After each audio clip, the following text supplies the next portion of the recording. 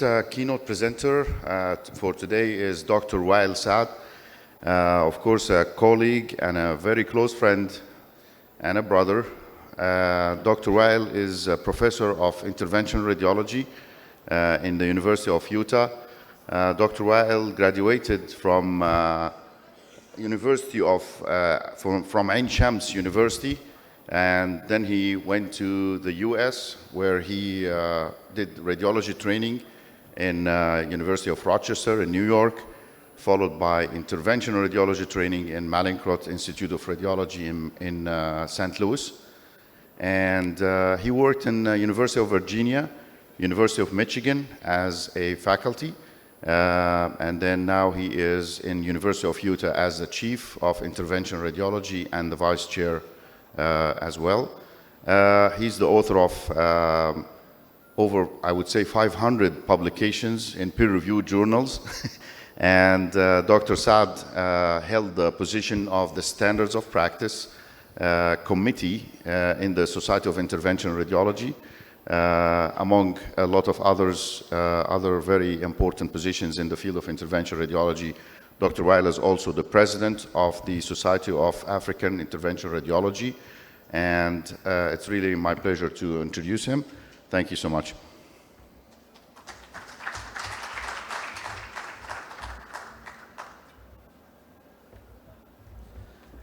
Thank you, Ahmed. You're a true brother to me, and I really appreciate the invitation by the International Society for Radiology.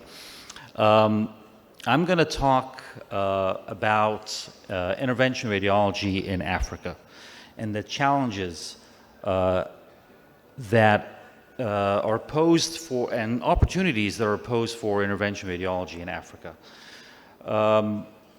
One of the main challenges starts off by giving this talk is that Africa is so heterogeneous with a lot of differences, historical, political, linguistic, cultural, that it's even very difficult to talk about intervention radiology in all of Africa. Just a little bit about Sapphire, Society of African IR. The first business meeting was in Cairo in 2017, followed by another meeting a year later in 2018. And then the first Sapphire meeting was in 2019 in Cairo, followed by South Africa twice, once in Johannesburg before COVID and once in Cape Town after COVID. And then very recently, this year in May, it was in Casablanca, Morocco. Next year, it's probably going to be East Africa, probably Tanzania or Kenya in October 2026, kind of in the fall of 2026. And kind of that's the history. It's about 8 years of the development of this society that represents all of Africa. We've done a lot of support for regional societies, especially the Nigerian society. We've also done workshops in Ethiopia in 2018, Tanzania in 2019. The founding, just like to kind of to summarize it, is basically formal founding in 2023. Honestly, thanks to a lot of work by Ahmed Kamel, in actually supporting and actually legalizing the foundation of Sapphire, which is based actually out of the United States. Sapphire is not only a society, it is actually a duality in the founding. We're actually a part of the African Board of Radiology, where we're actually making a board with a curriculum for all of Africa in collaboration with SIR. The first experience in Africa in creating a postgraduate board was with Society of Intervention Radiology in 2016, and we established the Egyptian Board of Intervention Radiology. It's been going strong for about 8 to 9 years with multiple institutions within Egypt. This is the only one society or regional society nationally, internationally, that's actually recognized by SIR. A caveat here, SIR is not a certifying body, but it at least recognizes that the curriculum is similar to American curriculum, and the oral exam is very similar to an American exam, and that is the limitation of that recognition. The same course and the same concept was taken to Tanzania primarily by Janice Newsom with the help of Road to IR, and started in 2020. And then Kenya also started independently around 2023 out of Eldoret and Nairobi by two separate groups. And we have kind of recently unified them to form one curriculum. We're working with the Society of Interventional Radiology to create a curriculum for all of Africa to kind of replicate this experience of 8-9 years in the Egyptian Board of IR.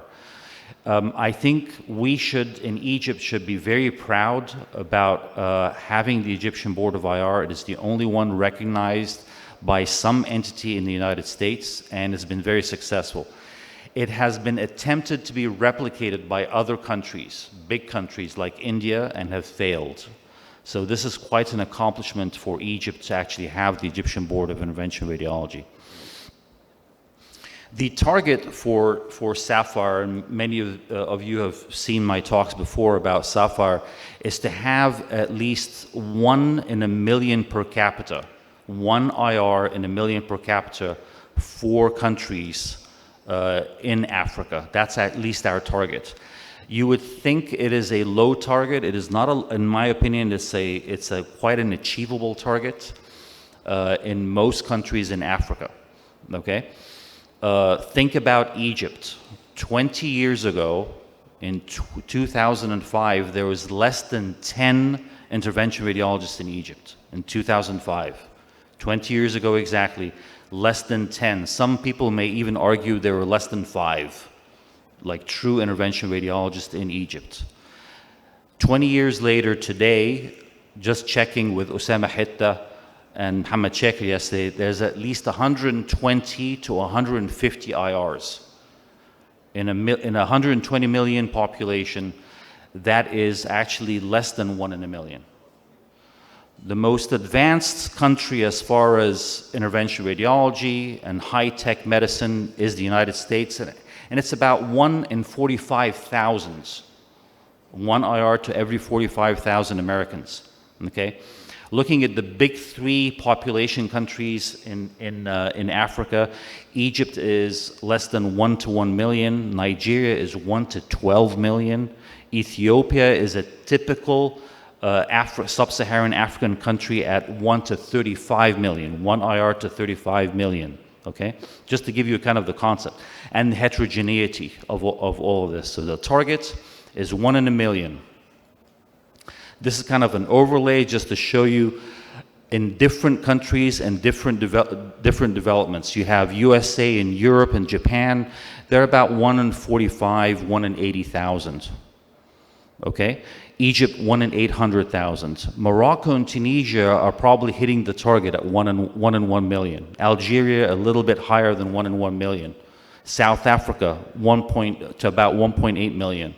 Okay? And those are the most developed countries in Africa medically, okay?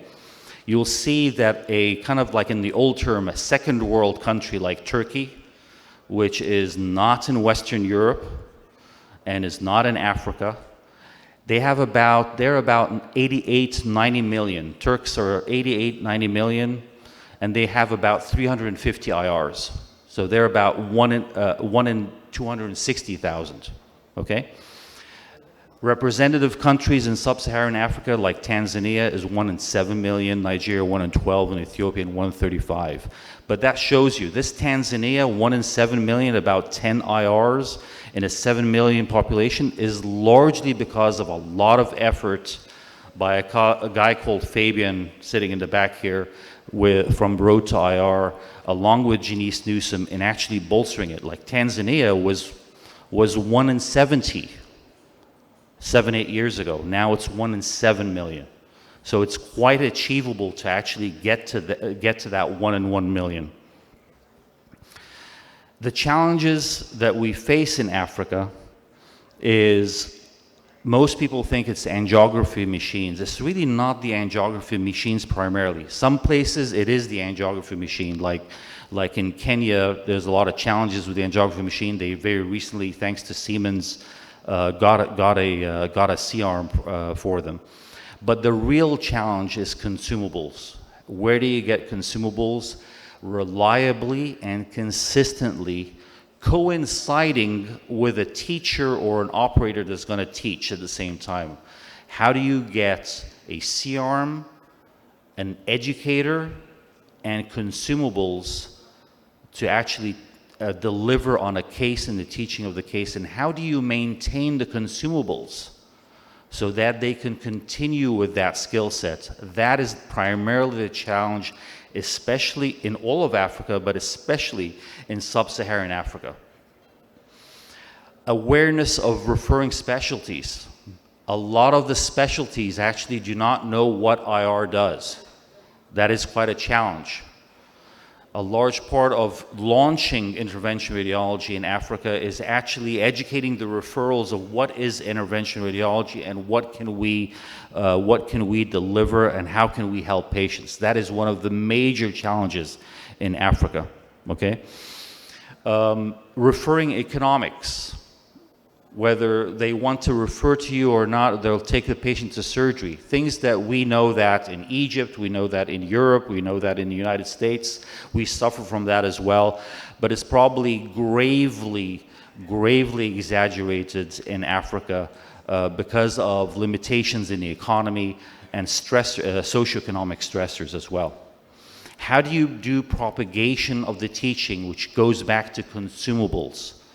And so that they can actually teach others. So you teach one African, does this African actually teach the other African or not? Or is it going to be chiefdoms and they're going to try to corner the market by themselves?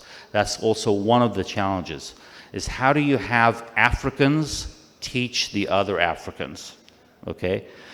And that is one of the challenges that you will find in all of Africa and in the whole world, is when you teach one, do they propagate that, or are we going to rely on somebody from the outside always? One of the remedies to this is what we did in Egypt 20 years ago. If you have a monopoly on the market, we will teach others more and more, and you will not have a monopoly on this market. So continuing to teach from the outside to show that keeping a monopoly is not going to work. We will get you more people. So it's, again, it is constant sending people from the outside into an African country for continued teaching to change the culture, that trying to make a monopoly is not going to work for you, okay? So there are many ways to go around it, but one of the real challenges, like I've said before, is consumables. How do you get consumables into Africa consistently, reliably, so you can actually propagate the teaching and maintain the skill sets of those you treat? And these are kind of partnering with industry, bringing in industry, getting cheaper consumables from developing economies is another thing. We kind of had this conversation together. The key take-home message here is that we need to work together to help out our fellow Africans, to help develop intervention radiology.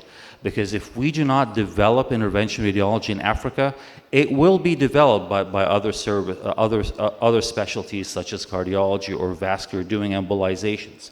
I've seen cardiologists do prostate artery embolizations in Ethiopia. So we need to basically, if we don't do it, someone else will do it as a secondary specialty. Thank you.